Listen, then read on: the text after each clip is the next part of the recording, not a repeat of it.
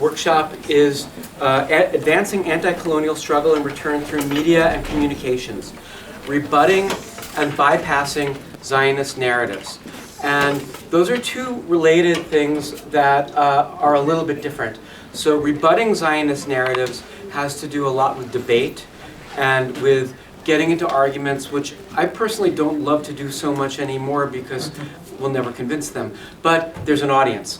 And and especially if you've got followers, if you've got followers that are outside circles of Palestine, you may find that there's value in engaging Zionists to make a point and almost using them as a foil, even though obviously they may be even a paid troll and you're never going to convince them.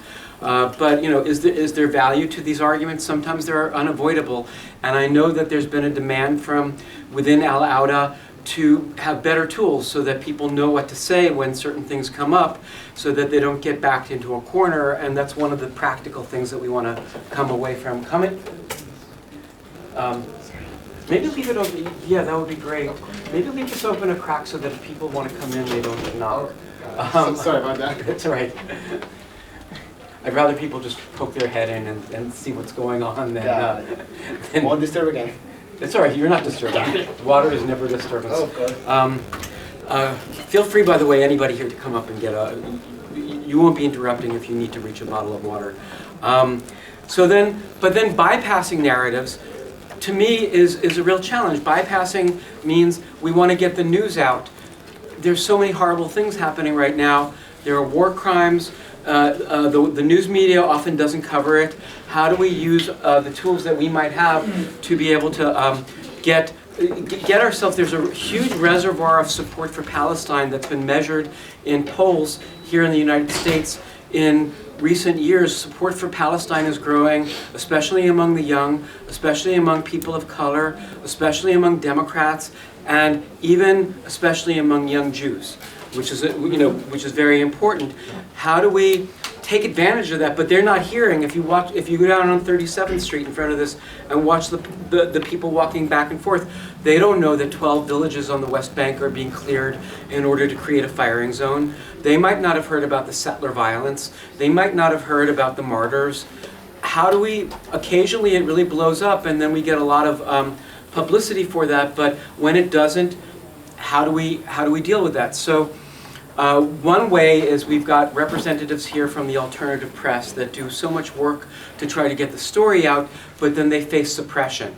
And we need to talk about how they are suppressed and how we get around that suppression.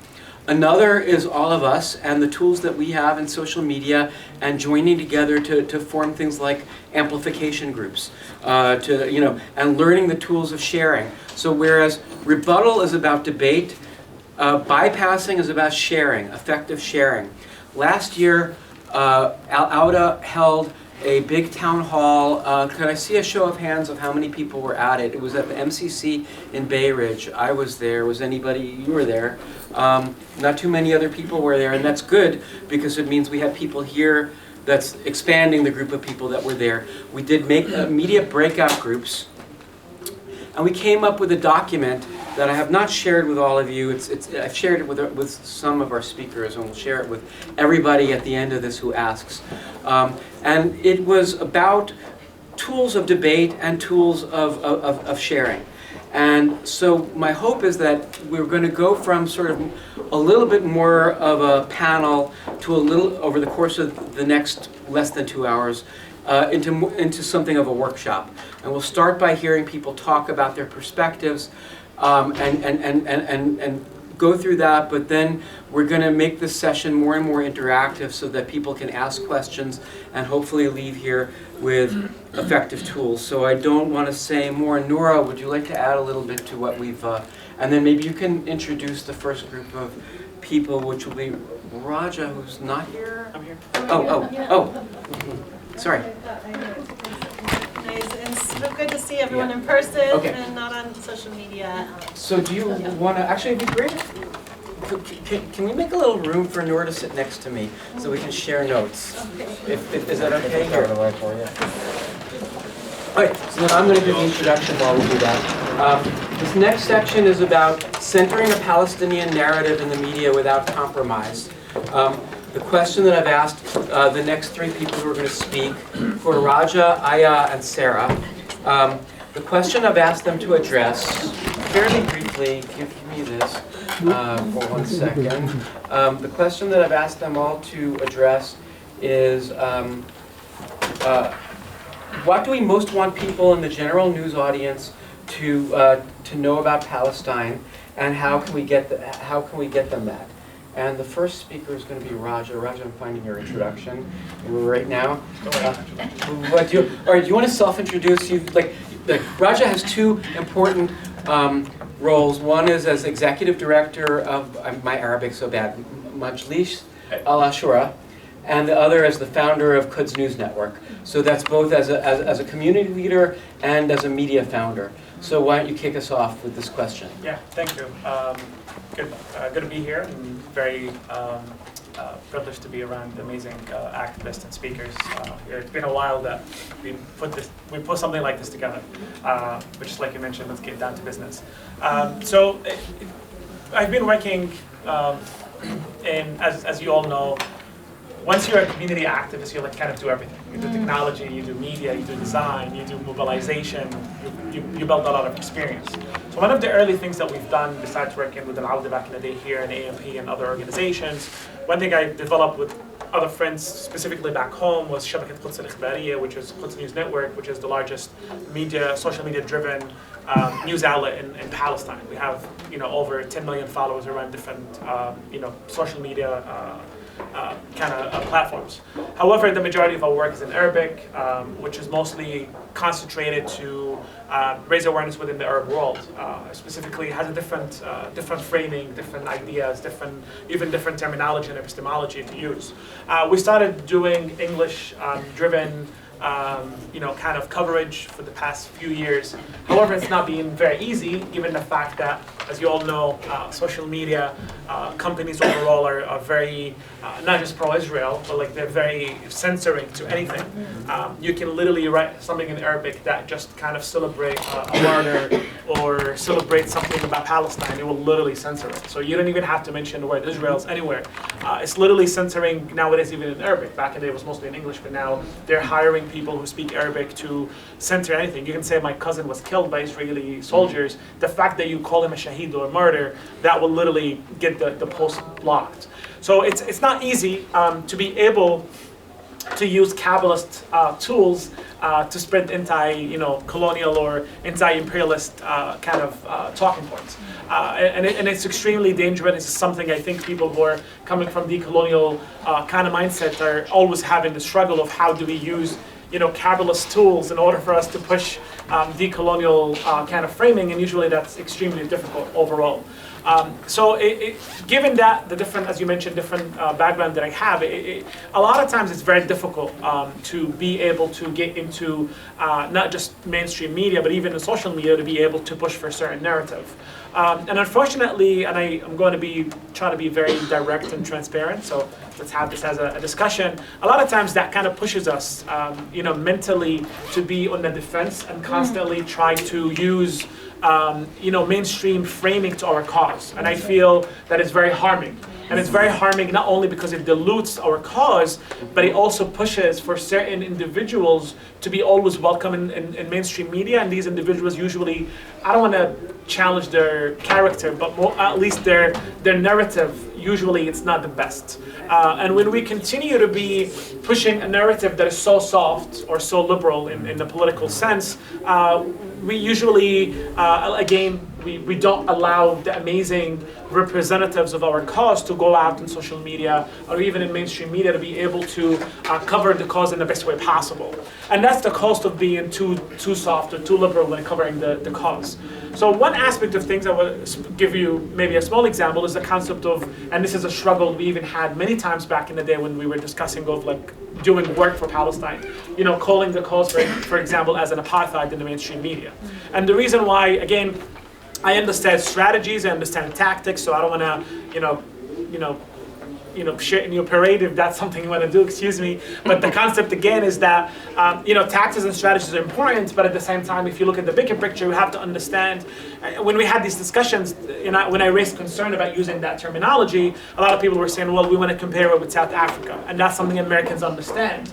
But my point was, if you continue to limit our coverage and our narrative with something that Americans understand, we will never be able to push the envelope. We will always be fighting for basic human rights, but we'll never be able to push for something beyond that. Palestinian cause is not, a natural disaster where all we need is basic human rights and people, freedom of mobility, freedom of basic human rights, freedom of food, and freedom of movement. That's not what the cause is about. The cause is something about, it's a political cause that mostly is about the right of return. It's mostly about the land. And honestly speaking, and it's something, I think it's being picked up recently, but the concept of settler colonialism. And as a matter of fact, Americans know very much, they're kind of the founders of settler colonialism in the modern day, which is the concept of, America itself. Americans understand that America was created on the bodies of millions of natives who were massacred and genocide were committed against them in order to create another European outpost outside of Europe. So we can't use a language that we claim that it's very Eurocentric, that people understand it, but we ignore the biggest narrative that Americans know, which is settler colonialism.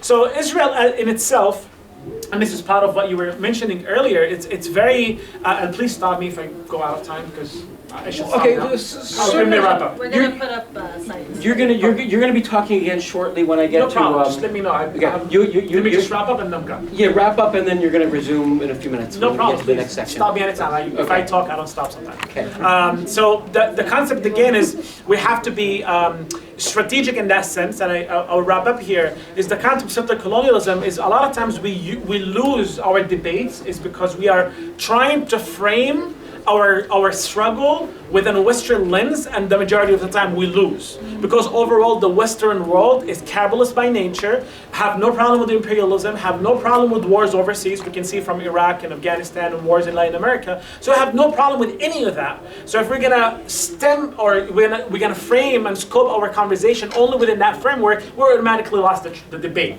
We have to change the narrative in order to bring them to another framework that is challenging to the status quo. Okay, thank you very much.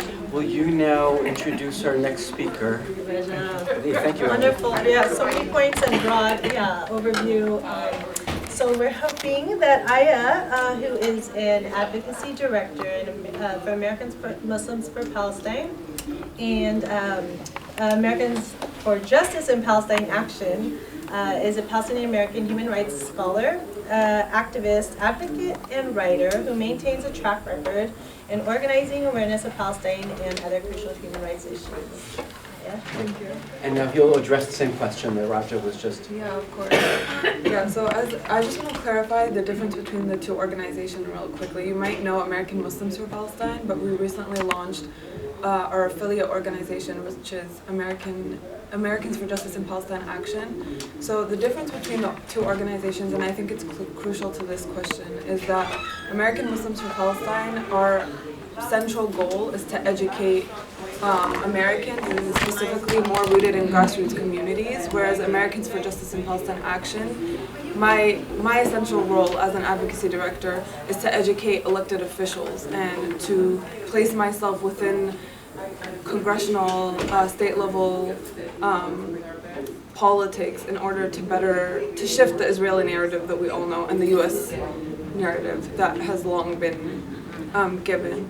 And so I think something that I've been reflecting on a lot and something that I think is essential is when you look at the last 2 years, there's been many polls that come out on the fact that specifically Jewish Americans, the more that Jewish Americans or anybody in general learn about Israel and Palestine, the more they hate Israel.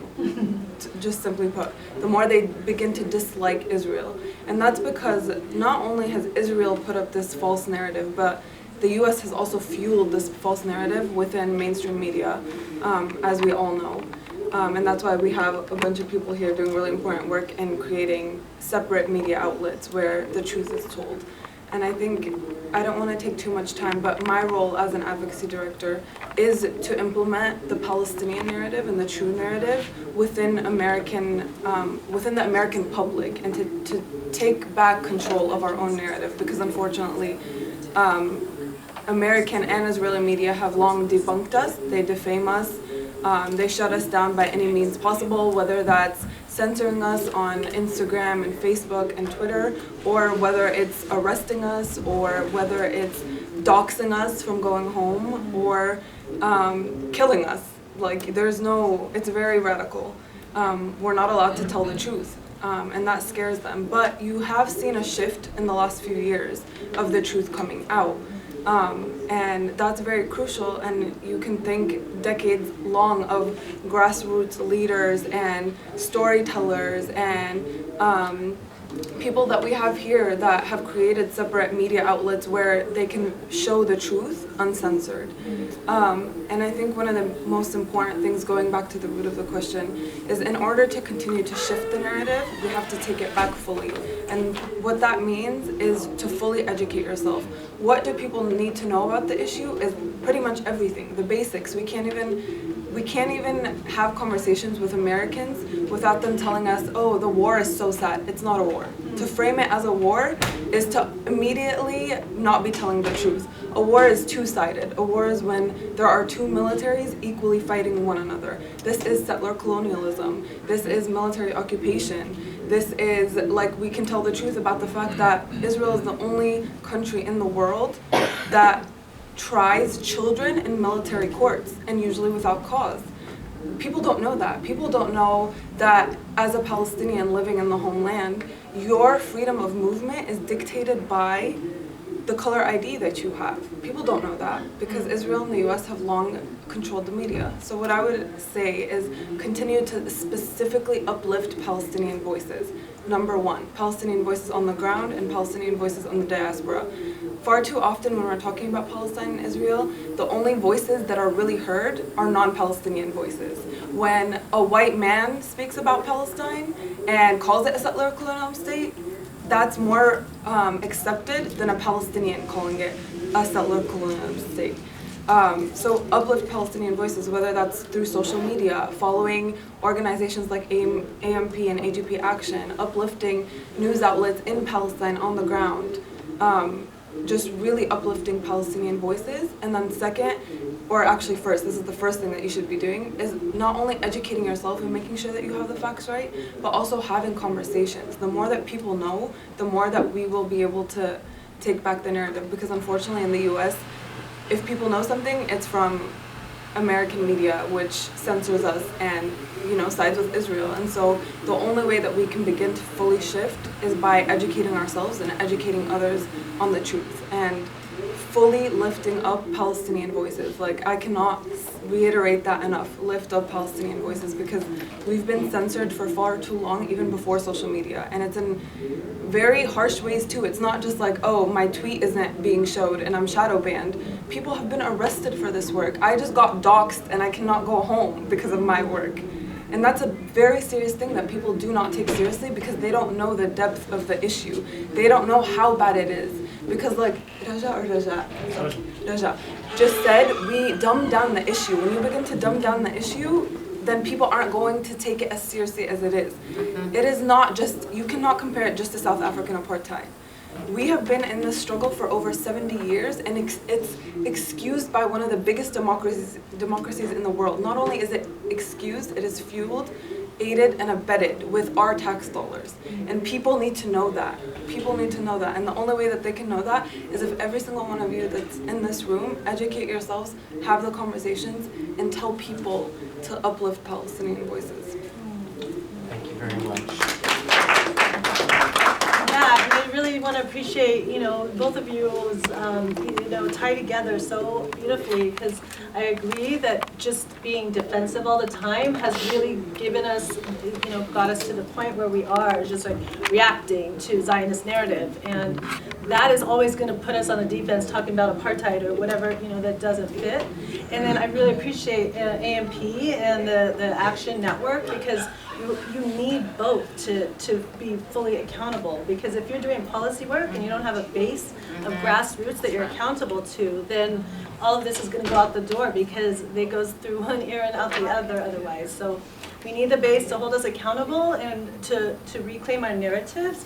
But in order to do that, it's like, how do you get rid of all of the noise that has been used to distract us and to, divide us and to target, people speaking the truth. They're trying to cancel history, y'all. Like, this is escalating. It's not anything that's going to go away on its own if we are not very strategic and thoughtful in how we're, orchestrating this infrastructure and the ecosystem for which we can, all be a part of. And have clear rules in ways that are going to, it's a process, right? Like from there, then we can talk about anti-Zionist narratives to, dispel some of those myths to make space for the Palestinian identity. And our next speaker is someone who does just that. Sara Kershnar is a co-founder of the International Jewish Anti-Zionist Network and an anti-racist activist. IJAN has chapters in US, Canada, UK, Spain, and Argentina, and organizing political education campaigns and actions in support of Palestinian self-determination and right of return and against Zionism, a colonial apartheid ideology.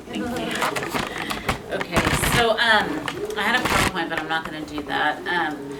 So first and foremost, as both of you spoke to and as you just spoke to, Noura, is that what we're trying to do is create that space and broaden the platform for Palestinians and other anti-colonial, anti-racist struggles to be able to speak truth around not only Palestine, but the nature of colonization and apartheid worldwide, and deflect some of that backlash. A lot of what IJAN does is not get into debates with Zionists.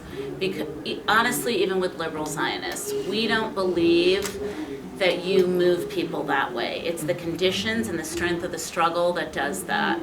I do think groups like JVP engage in that way and have been effective, but they've been effective because Palestinians and other anti-Zionists have pressured them to move towards anti-Zionism while building that base. And so you need, in a different way than you said, Noura, you need that accountability, right? And so the tricky balance we're always trying to find is, how do we use our voice as anti-Zionist Jews who are multiracial to broaden that platform without recentering Jewish voices? And sometimes we get it wrong, and sometimes, most of the time we get it right, hopefully, but sometimes we get it wrong. And that's where our relationships and our points of reference, who are Palestinian, who are Black liberation fighters, that's where they hold us accountable. And that is important, because so much of this fight, there's of course the material nature, and we're involved in many campaigns. I was involved with Block the Boat, as was IJAN coordinating committee in Oakland, and right now we're very involved in the fight against the attack on ethnic studies and critical race theory by Zionists, because the Zionist strategy is to attack the core of anti-colonial, anti-racist struggle in order to take down the power that the Palestinian struggle gains from and gives to, which is all anti-racist, anti-colonial struggles. And that has always been their struggle. In the same way that Zionism isolates and exceptionalizes itself, it also tries to isolate the Palestinian struggle. So a lot of our work is to bring it back together. And I'm unfortunately gonna have to leave early, which is why I'm kind of out of order, sorry. Because a lot of my work is backlash and defense. That's what the International Jewish Anti-Zionist Network has really done a lot of. So very briefly, like everyone has spoken to, we're not trying to go tit for tat or even engage on the terms that Zionists set forth. We have to create not just our own news, which is very important, but also our own narrative and way of thinking and talking about this, so we don't let them take it. And so some of the ways that we've done that is, I'll just briefly talk about three main ways. One is we actually worked with American Muslims for Palestine and organized a 13-city tour across Europe, Canada, and the US called Never Again for Anyone. And we did that with a survivor of Auschwitz, Hayo Meyer, who was anti-Zionist. And we had him speak with other survivors of genocide everywhere he went, so we weren't exceptionalizing or prioritizing the Nazi genocide, but he was also saying, my history and this number on my arm doesn't belong to Israel. It belongs to the Palestinian struggle. It belongs to today's struggles for genocide. And those are the ways that we try to use like the sort of privilege and power of certain anti-Zionist Jewish voices to clear space for, first and foremost, Palestinians, but other anti-racist, anti-colonial struggles. Another thing that I'll be talking about next is we did a very exhaustive report on Israel's worldwide role in repression. So it's reframing it. Make Israel defend itself. It has been involved hundreds of people's struggles the Israeli military and government has taken down. It does it with the US, it does it with Europe, but Israel's doing a job all over the world, and it field tests that job on Palestinians in the same way that the US field tests that job largely on African Americans, but immigrants and people who are indigenous. So it's constantly reframing it. Another piece is, of course, we spend a lot of time doing education on the misuse of the Holocaust for political purposes. And so we've been working with Liberated Ethnic Studies. We just put on a webinar, and we're putting out a curriculum that is an anti-Zionist version of the Holocaust curriculum that's mandated in 10th grade. And we're taking that back. It's an anti-fascist struggle. Again, the aftermath is what we have to address now, and Palestine and Palestinian liberation is a big part of that. So a few other pieces here is that another really important piece has been to organize actual defense. So for instance, literally about 20 years ago, we came in to support San Francisco Women Against Rape. Right after 9/11, they included Zionism as a form of racism that they will not participate in, and stand with Muslim, Arab, including Palestinian women, Zionist organize, and threatened to sue the city. And so the city froze the contract of this rape crisis organization for and by women of color for expressing their political determination. It took us 9 months, but we not only won back that contract, we won an expansion of it. And the way we did it is we didn't hide, we didn't try to negotiate behind the scenes. We said, okay, we want to do a public discussion, and we want all the city board of supervisors who agreed to this freeze to be there. And we reframed the whole thing as economic coercion. Are you saying that funders get to determine the politics of women of color because you give them money? Is that what you're saying? Do you get to define what safety means for them? Is that what you're saying? And so that's how we did that. 20 years later, Black Organizing Project signed on to block the vote. Once again, a funder says, we were going to give you 5 years of funding at $300,000, but I just got a call from the Jewish Federation that said I can't do that if I support Jewish people because the Black Organizing Project is anti-Semitism. So we worked on a strategy with them. It's not just messaging, it's like the base building part, the strategy. And we got 30 other Black and POC organizations to engage in, you are engaging in economic coercion. Our struggle is our people's struggle, our community struggle. You cannot dictate. We don't want your money if you're going to dictate it. And all of these 30 organizations are going to give money to this organization if you take money from that organization, because our solidarity is more important than your coercion and more powerful. And so she didn't withdraw her money. But it's those kind of ways of not allowing them to set the terms and for us to set the terms. So I'm just going to close because I won't be here for the backlash part. I was also the executive director of the National Lawyers Guild in the Bay Area and a longtime member, not a lawyer, a legal activist. But one of the main things I do with them is really focus on digital security and doxing defense. And we did organize a specific 8-part series on movement security for different parts of the Palestinian struggle, and I wonder if we want to redo it because we work with these amazing digital activists who really can help with some of that. Is there a source, a resource we can point to? Or Yeah, we have videos of it. I'll try to send it to organizers so that you can Yeah, we can just distribute send it. So I will pause there. I'm gonna have to go downstairs soon. I'm sorry I can't stay to hear all of you. What I've heard so far is so fortifying. And I'm like, you know, we create a lot of materials, and these were these like infographics bringing back the Zionism is racism of the UN Conference Against Racism, where we also had to fight an ideological battle, and they also tried to say, see, Palestine is undermining black reparations and the anti-apartheid struggle by drawing so much attention and conflict. They do it all the time, so that's what we have to stop. Here's these, I'm gonna leave them here, and I Do you have thank more for you all. downstairs? And I Do you have have more- 10 minutes anyway. Do you have more for downstairs to? Or Oh, should I take some of them Some for and downstairs? some, and we'll distribute the rest. Okay, I'll Yeah. just leave a couple here. Yeah, because there's not as many Okay. people here. All Okay, right, thank you. Thank you. thank you. So, yeah, people can. I have to go downstairs. Okay. So, that was great. I mean, I think one observation. I'm just gonna I have to go put downstairs. it. Yes, I Okay. have a good plenary. No, I'm good. And thank you very much. Bye.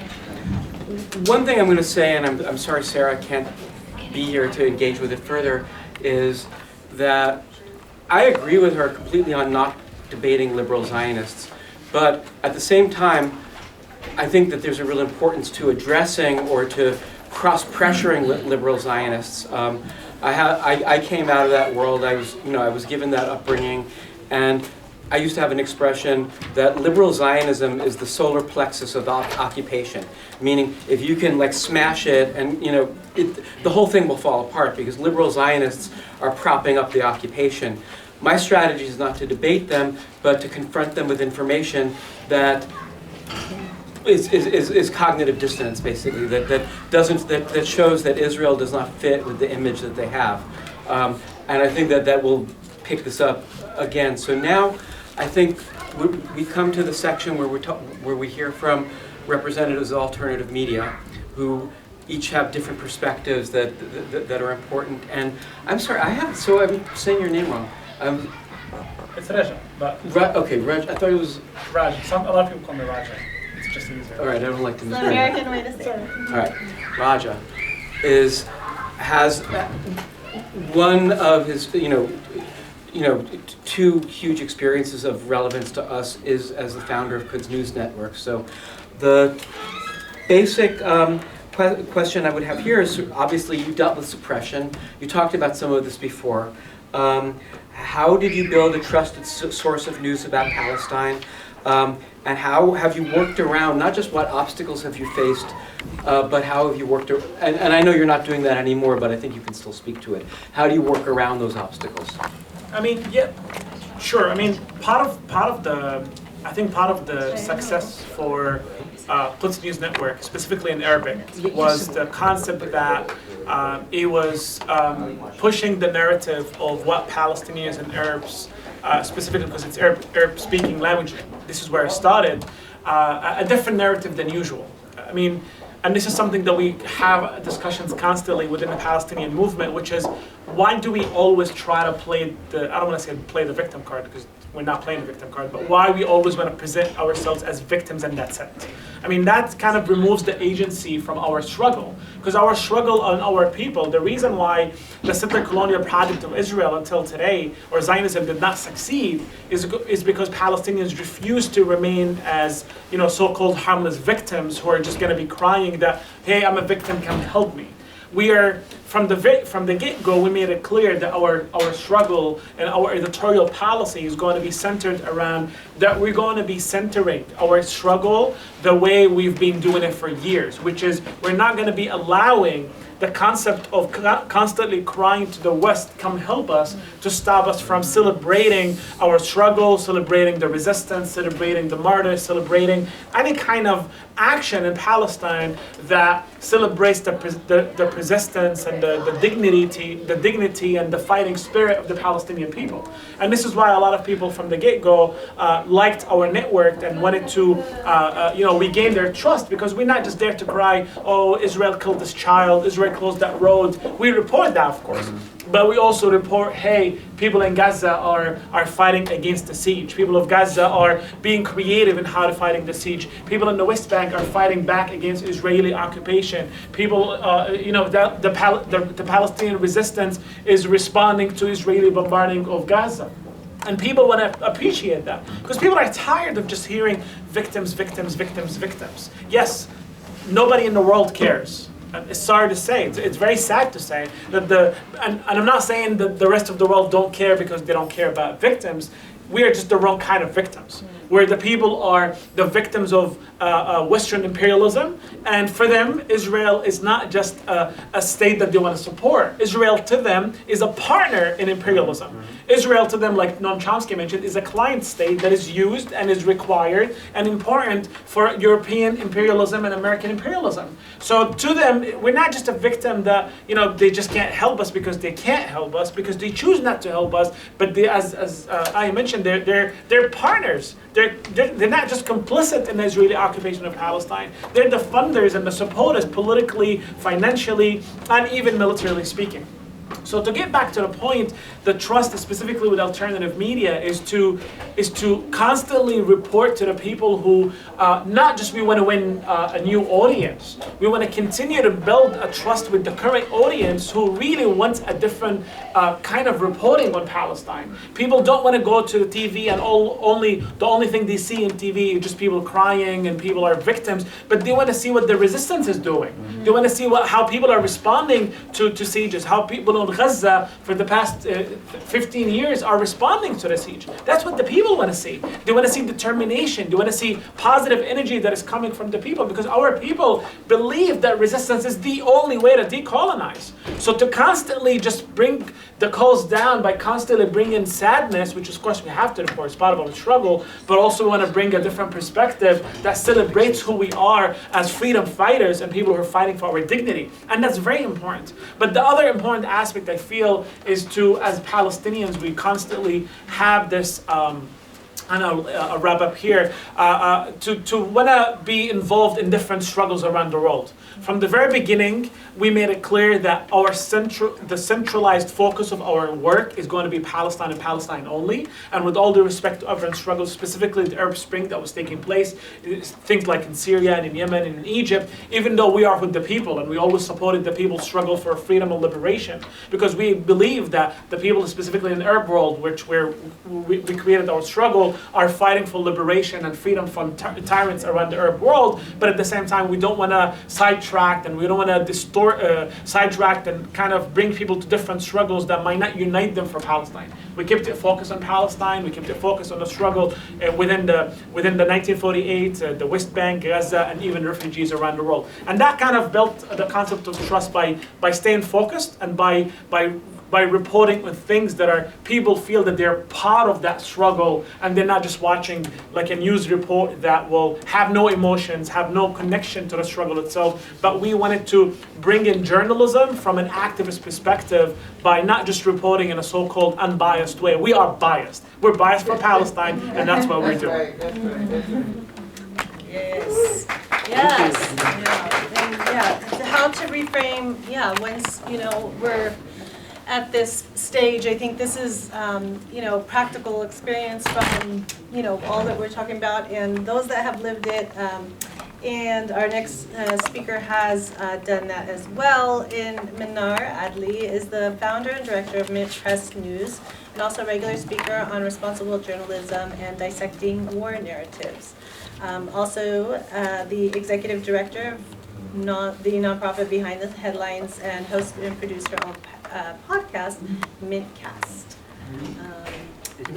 You can. Okay, so there's a little more. Oh yeah. Okay, so Noura is a Palestinian American who's lived under Israeli occupation from 97 to 2001. And yeah, I'll let you take it from here. Okay. Well, thank you everybody for being here today. For those who heard my original presentation, I just want to rehash something that I had said to segue into the discussion of the way independent media is pushing through the mainstream corporate propaganda when it comes to Palestine, is that I did live under Israeli occupation and apartheid when I was a preteen. As an American though, my parents had moved us overseas and we had lived there from when I was 9 years old to 12 years old. And so while my experience is nothing compared to what Palestinians go through every single day resisting occupation, that experience of witnessing racist apartheid policies, Israel controlling the movement of Palestinians, going to school regularly, witnessing many times children in my classroom not able to come to school because they're being blocked from an education, they're being blocked at checkpoints, to having even my own family members kidnapped by Israeli soldiers, disappeared for several weeks. Some of them are inside Israeli jails right now, to our water being cut off, living under curfews. Those are the kinds of things that I witnessed as an American Palestinian living in Jerusalem, but while visiting my family in the West Bank and Hebron and other cities. But when I came back to the United States, when I was about 12 years old, it was I witnessed firsthand just the way mainstream corporate media dehumanize a people living under occupation and living under the boot of Western colonialism. And when I had turned to the media when I was 12 years old, I recognized that the whole conflict and crisis of Palestine was not so complicated at all. When I had turned to CNN, MSNBC, New York Times, and all of the mainstream corporate news outlets, they had presented it through a religious lens. It was Muslim versus Jew. And Palestinians were dehumanized as militants, as terrorists. The women were framed as if they were oppressed. And it was never through the lens of apartheid, settler colonialism, an apartheid, racist colony that Israel is. And so from that time, I knew that I wanted to pursue journalism so that I could change the face of the conversation and change the face of how people discuss Israel and Palestine and change the face of American media. After 9/11, CNN played a clip which showed Gazans celebrating on the streets. And CNN had presented this clip as, look at Palestinians in Gaza. They were celebrating Israeli occupation, they were celebrating 9/11, excuse me. And at that age, I was now, I believe, in the 9th grade, it was the first time, really, that I had truly witnessed in the way that mainstream corporate media outlets can place a story within news media, present it a certain way that is completely false. And that's when I truly realized that the mainstream corporate media are the largest purveyors of fake news at a very young age. And so from there, I recognized that it was the responsibility of the media to educate the people and to present this from a truthful lens, but they weren't. And it was because of the many conflicts of interest that reside within corporate mainstream media and the military-industrial complex. And so fast forward to many years later, to when I was 24 years old, about 10 years ago, when I founded Mint Press with the mission in mind to be independent and to provide a news outlet that would look at the special interest groups and the lobbies that were influencing policies at home and abroad. And so that's what we've been doing at Mint Press for the past decade. And when I started Mint Press, I was inspired at the time by the Arab Spring. Okay, whatever you may think about the Arab Spring now, now we understand it a little bit from a different context, but I was inspired at that time by the Arab Spring. I was young and, we're all full. we were all innocent at that time. And so that was also the rise of big tech. And so the way the Arab Spring message was disseminated was through big tech. And so it was a very exciting time for people to share information online. But little did we realize at that time that big tech would be working hand in hand with the national security state, with the state of Israel, with the special interest groups and the lobby groups, and directly with weapons manufacturers and NATO-funded think tanks to control the free flow of information. And so this really became one of our big topics that we began to cover at MintPress, is this relationship between these very many conflicts of interest that had arisen. So big tech, with these big social media giants, Facebook, Twitter, they are being presented as a means of sharing information to keep people connected.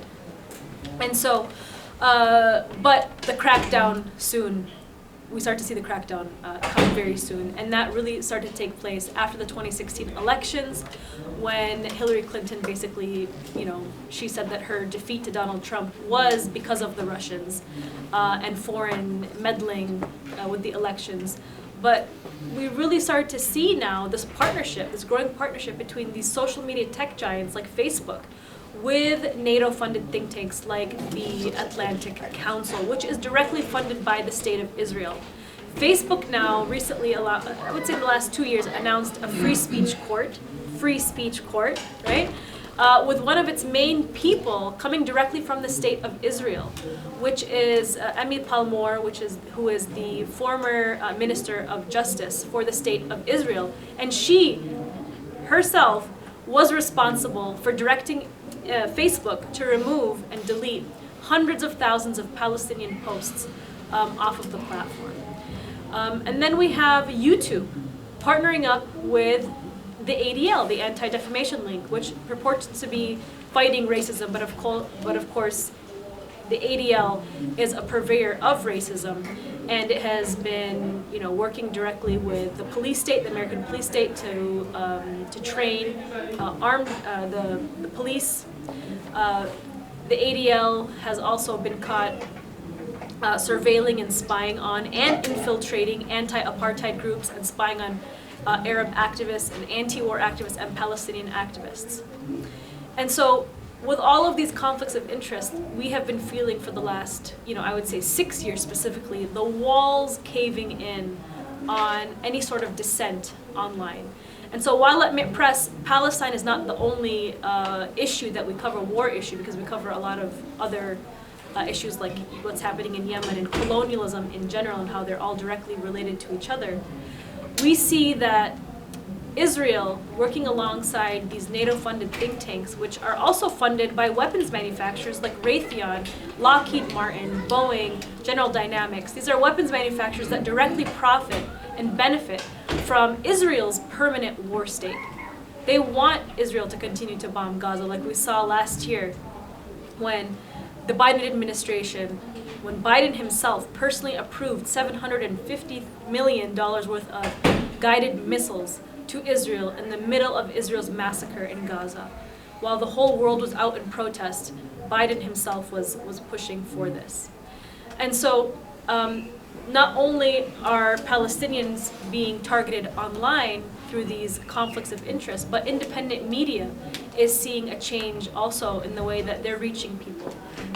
In 2016, Google announced its Project OWL, which directly affected the way Google News was showing up for independent outlets. We used to be MintPress at the very top of Google News, and now we're like on page 4 because of Project OWL, which directly resulted in about 90% of our website traffic declining from this. And so we have been targeted for our anti-imperialist coverage through these algorithmic changes and through these conflict of interest partnerships that are taking place within big tech. And most recently, we were just banned from PayPal.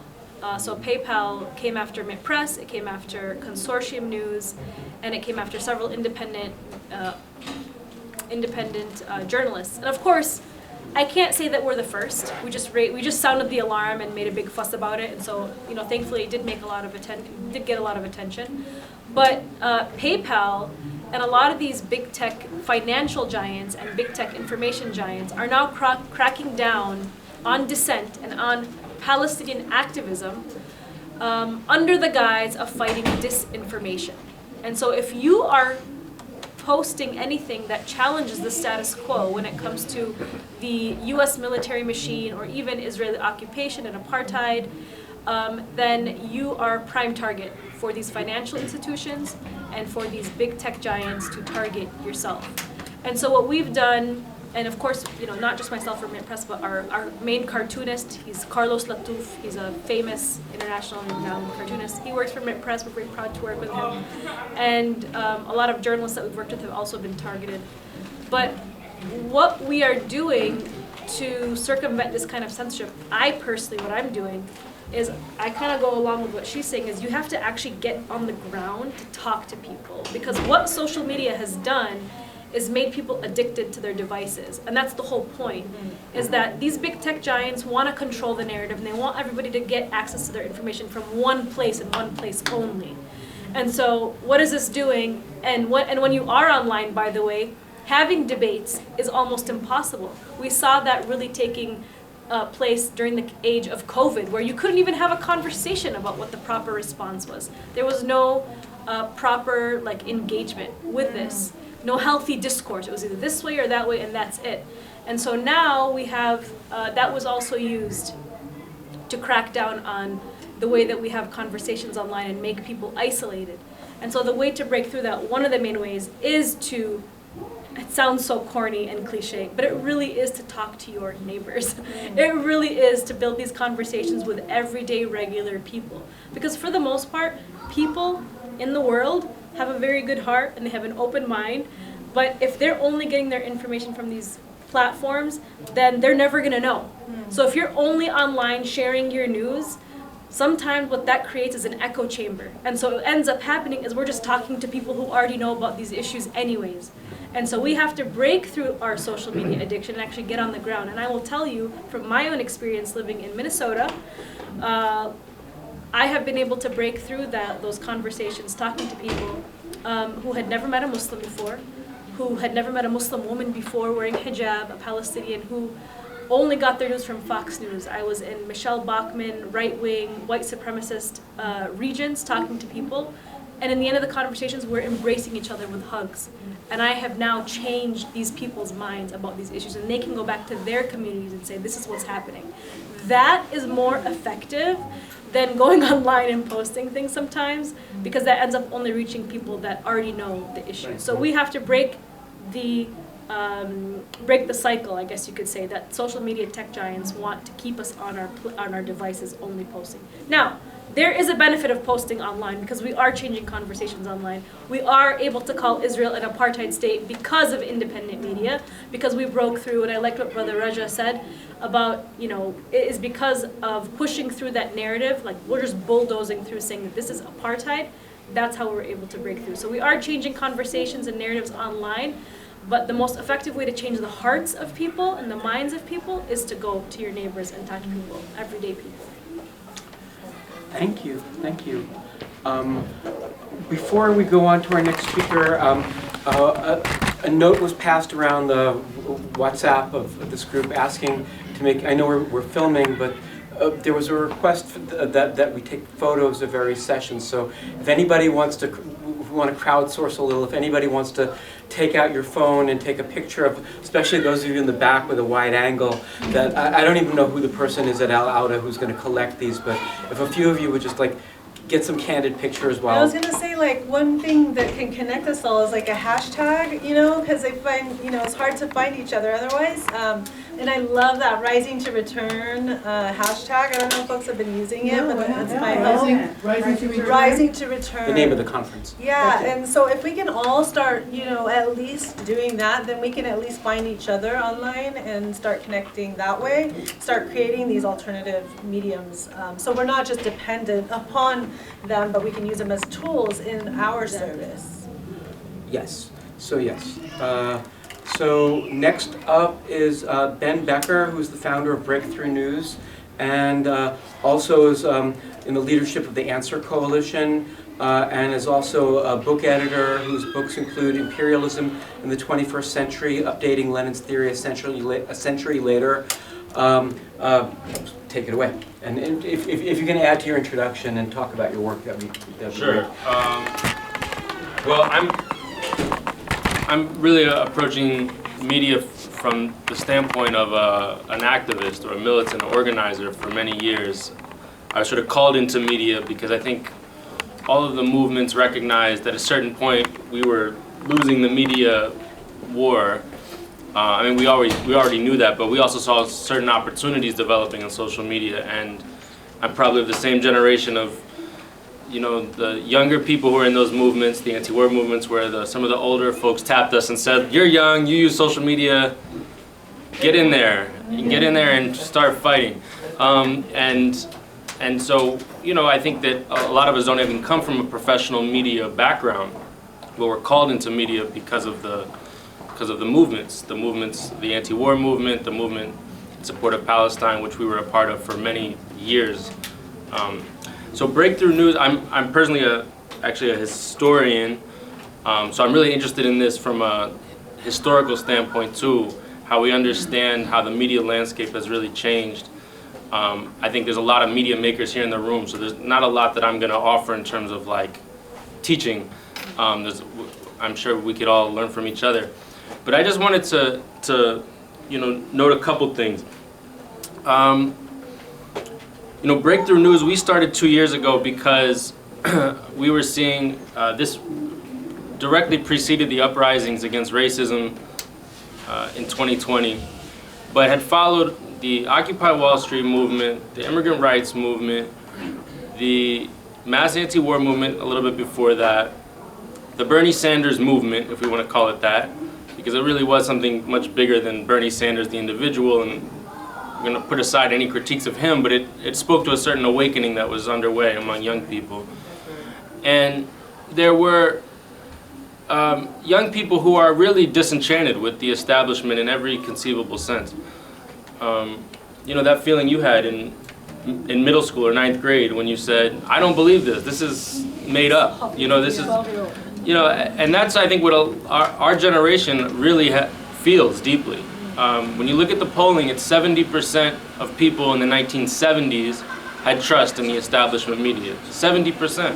And now the numbers are in the high 30s. So, and I think that really corresponds to a generational shift of people who no longer trust what they consider to be the establishment media. It corresponds with the way that people view Congress, the way people view the White House. All the different institutions, the establishment institutions, are no longer seen as trustworthy. So that's a profound opening, a profound opportunity for people who want to make change. On the other hand, we shouldn't delude ourselves that those in power are just going to, you know, let that happen. And they find many different ways to recover their own legitimacy. You know, some of the big social media outlets, the Vox News, the Now This, these are actually mainstream media in a way, but have changed their branding, changed their aesthetic, opened up a little bit to the left, opened up a little bit to social justice causes, but you find the same sort of crew of billionaire backers behind them. And, but it's their recognition, okay, our establishment media isn't connecting with young people, we have to find new ways of doing this. So we started Breakthrough News really as a counter to those types of organizations, really for social media content. And as Minar also said, I totally agree, the feeling of the walls closing in. Because as much as we want to celebrate the resistance of different peoples, as long as we want to tell the other side of the story, it's becoming extremely difficult. I don't know if people saw the YouTube note that was sent to all content creators about a month ago, and this is about the Ukraine war, which I think we should recognize as one of those moments where the establishment uses a world crisis to recover some of their lost legitimacy, to silence critics and dissent, and to really strengthen their own hand. They said, to deny the violent character of certain events, whatever that means, is enough to get you censored. Wow. And also to say that the Ukrainian government targets its own people is enough to get you censored in advance. Meaning the whole concept of journalism is sort of out the window then, because even if you have evidence proving that, in the future you're almost banned from presenting it. Who said that? YouTube. They sent a note to all content creators about our new guidelines as it relates to the Ukraine war. So what this does is it leads to self-censorship as much as it leads to censorship. Because maybe not if you only have 100 followers or 1,000 followers. You say, forget it, I'm going to say my truth and let you two come after me, and you make a little thing about how you're being censored. But when you're a bigger channel, you know, we started, we had 20,000 followers, not that much after the first year, but now combining our platforms, it's like 500,000. All right, that's 2 years of work that we've built to build that following. Now we have to think every time we report on something, is this worth risking it all? You know, is this worth risking it all? So that's a real challenge we're facing by being on the capitalist platforms, that the very means of distribution to reach mass audience are the same means that force us to actually change our political presentation or soften it or say, well, maybe we can't bring this person on, at least saying what they're saying right now. And it's structural, in other words. It's a structural problem. Yeah. I just wanted to, this is great perspective, so I'd really like to know, so how have you worked around it? Just what are the most effective tools in the face of this corporate platforms? Well, right now we're uncensored, so we're you know, at least in a direct sense. We don't know how much we're shadow banned. That's what Yeah, I mean, so there's what I'm precisely trying to say is that no one has the answer to that question. There is no workaround because the rules of the road are changing constantly. The landscape has changed constantly, and I think we'll look back at this time in social media, from the Arab Spring, so to speak, to now, as actually a brief window of opening an opportunity. That in fact the traditional media is gaining the reins of things the way they did long before social media. The way we were talking about how we can't reach mass audiences, that's what all activists would have said during the 80s and 90s before social media. So we're in this moment where two things are happening at the same time, where to the extent we have some space in social media, we have to keep plowing away and keep expanding it. And I actually remain somewhat hopeful that because of their own internal contradictions of the ruling class, even about this free speech issue with Elon Musk, for instance, there is a back and forth. It's not all predetermined that it's all going to close down on us. That I think that there's a big audience of young people, especially, who are going to continue to flock to alternative media. So we have to keep our sort of foot on the pedal and not feel like all is lost. At the same time, I really believe that the problem can't be solved within the media itself. It has to be solved through the movements. And that our alternative media is only as strong as the movements that are outside that are fighting for justice. The media alternative media can't beat the established media as media. It's only when there's so much consciousness, political consciousness, that has been shaped by the movement, that it becomes impossible for a company to remain a big company if it can't speak to that sort of audience. So that's why I sort of am saying, even though I was an activist who returned into the media, I think we all have to, ultimately as media makers, there's a lot of spaces I've been in like this where people think if we can just change our narrative a little bit, or we change this word, or we make our aesthetics especially flashy, which is all important. We do need better aesthetics in the left, much better aesthetics. But it's ultimately not going to, the battle's not going to be fought there. It's going to be fought through really strong movements. So that when breakthrough news gets censored, I hope that doesn't happen, but if and when that happens, or Mint Press, we can start a new channel, and we know that there's hundreds of thousands of people, millions of people who are organized in their own base, in their own organizations, that say, we're going to now support the new channel, and whatever it is. And we can keep popping up here and there like what are they called? Groundhogs, right? And they'll keep trying to knock us down. That's part of this war. What is it, gophers? Gophers, yeah, exactly. Gophers. But if we have enough, if people are well organized, we can... Oh, whack-a-mole. Whack-a-mole, exactly. So we're the mole, I guess. Anyway, but the point being, if we're well organized, I think that's our strategy for evasion and workarounds. Is to be as versatile as versatile. they are. And finally, they're saying this about information war. They're going against the Russian disinformation. The official U.S. strategic military doctrine of the Pentagon It was historically the three dimensions were land, sea, and air. Then they changed it to cyber and space, 5 dimensions. After their defeat in Iraq and defeat in Afghanistan, really, their synthesis of their own defeat is that there's a 6th dimension of war that they underrated, which is the human dimension or the information dimension. That it's an official dimension of war making for the US Pentagon is information war. So while they have popularized the idea of information war from Russia, they have actually said themselves that information war is a key element of their own strategic doctrine. And what they mean by that is fighting for the hearts and minds of people, fighting for their political consciousness.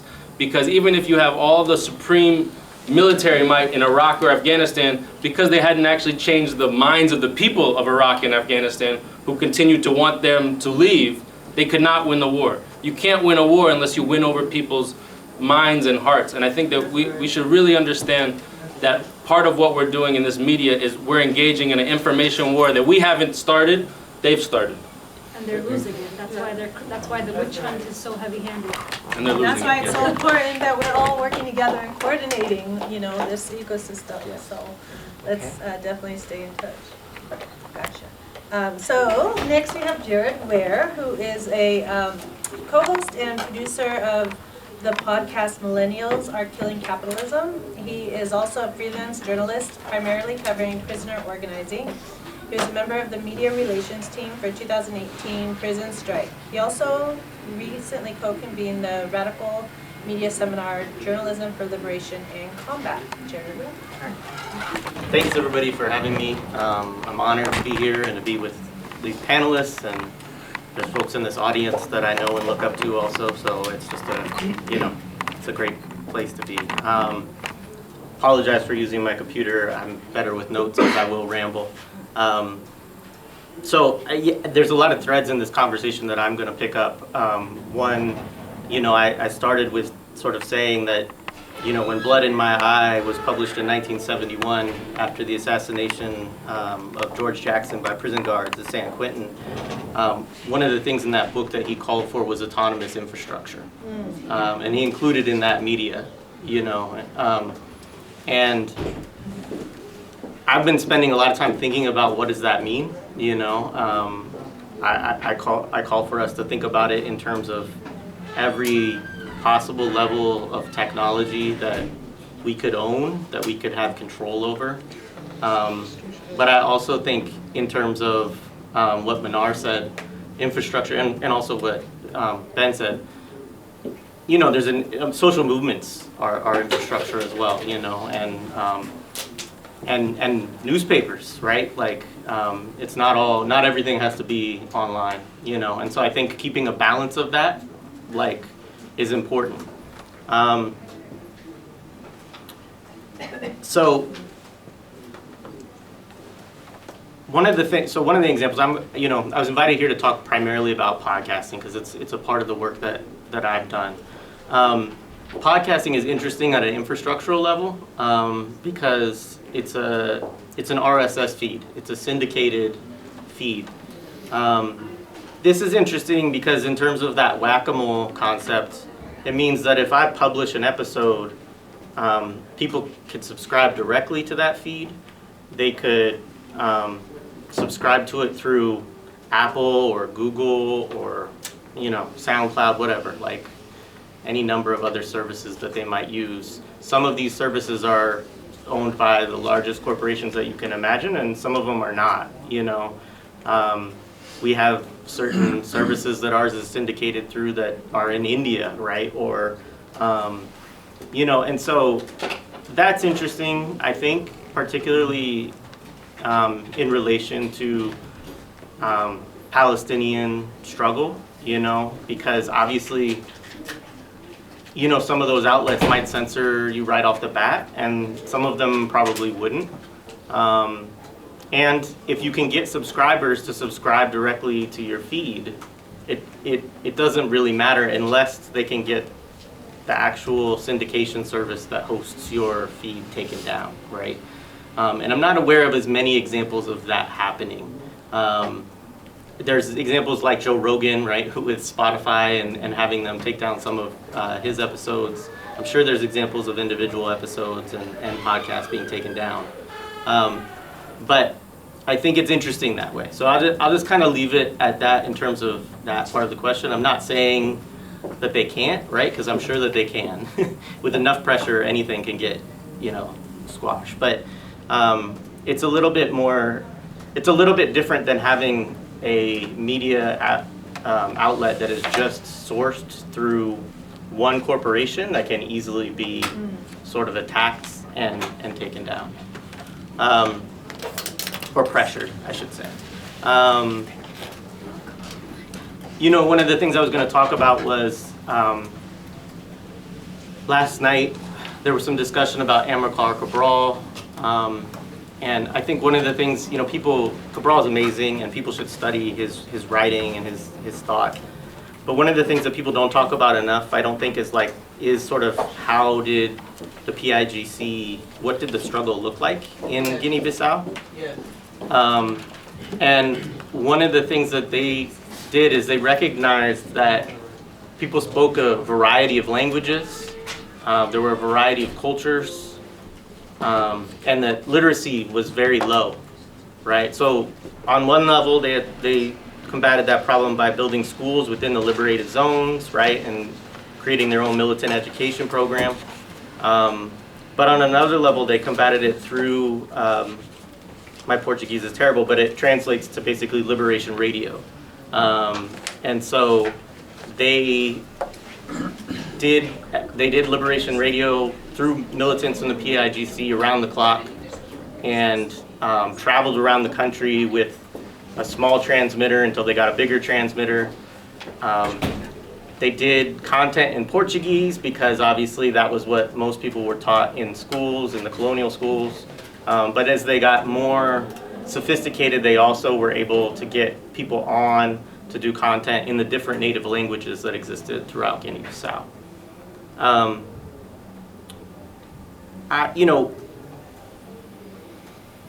a believer in audio, and this is not to say I'm also a believer in print. I'm also a believer in video, but I think audio does a special thing in that you visualize as you're listening to people talk, and a podcast is something that you can listen to when you're working out, when you're commuting, and it doesn't require you to stare at something the whole time. You can actually do other things. Before I quit my job, I did it while I was working. And so, I just think it's an interesting piece, and I bring it up partly because I don't see as many examples of Palestinians or people in solidarity with Palestine using that particular avenue. I don't think you ever want to just do one approach or another, but I think it is something that has value and is useful. And so what might that look like? I mean, one of the things that we do at Millennials Are Killing Capitalism is our approach is to focus on kind of three principles, right? Like, the content has to be anti-imperialist, anti-capitalist, and anti-colonial, right? Like, that's just sort of a baseline. People would say, well, so what do you stand for, right? And I mean, Josh and I are both socialists. I don't mind saying that, right? But I think it allows us to have a kind of breadth of guests that may not always agree totally with our politics, right? But are able to approach, like everybody usually can agree on anti-imperialism. We're able to bring on a lot of folks from historical struggles as well as current ones. We've done some episodes on Palestine, not as many as we need to, for sure. But what we do is we have long-form conversations with people. So we talk to people for our most listened to episodes. Some people would think, 20 minutes, 30 minutes, that'll be the sweet spot for it. Most of our most listened to episodes are about 2 hours long. And so I think that not everybody, but some people really crave longer form information. They crave getting past the talking points and really like hearing from people in depth on something. And so it provides a medium for that. I mean, TV is terrible today. Like, it's worse than ever. Like, you know, Netflix and like, it's awful. And so if you're interested, if you're dissatisfied, right, with what's going on mainstream media, mainstream news, like there are great outlets out there. Like I love the work that you all are doing with Breakthrough News. But I think that, you know, podcasts with that long form discussion, that dialogue with somebody, they give a lot of space for somebody to get beyond those basic talking points and to really lay things out, you know. And I think a lot of people are moved by that sort of, you know, presentation. It also has the benefit of getting you outside of the debate, right? Now, you could have all different kinds of podcasts. Obviously, you could have a podcast that's just focused on debate, and I actually think we should see a little bit more of that because there are debates within the left that I think that we need to have. But for something like, you know, the Palestinian right to self-determination, right? There's a value in having a space where you can have a 2-hour conversation about it without having to debate any Zionist talking points, you know? And you know, and telling those stories, right? And everything. I mean, the history, like all the different periods, just talking, there's so much to talk about. And then on the flip side, there are podcasts that just debunk myths. There's a great podcast called Black Myths Pod. And they just every month do episodes debunking myths about black people, right? And we did one episode with the founders of Decolonize Palestine, or Decolonizing Palestine, the website. And you know, it was a great episode, but like that website is a great resource, right? It was created to be able to just give the responses to all of these Zionist myths. You know, and so you could create a version of that even as a podcast form, right? Even to sort of debunk all these things and then just have a resource to point people to so that you can stop having those debates as much and just say like, hey, like educate yourself on this or don't. But like this is what you're doing right now, you know. And then even if the debate is not for the Zionists, right? Because it's not, you know, but the onlookers can say, oh, look at that resource. Okay, like now I can get an hour on like why, you know, Israel and no state actually have a right to exist, right?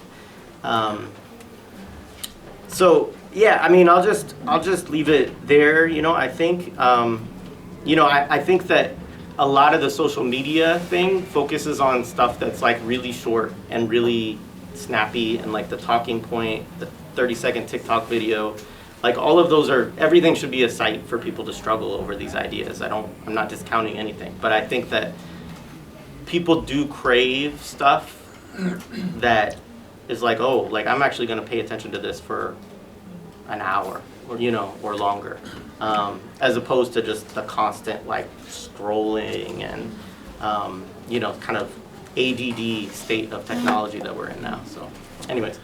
Thank you.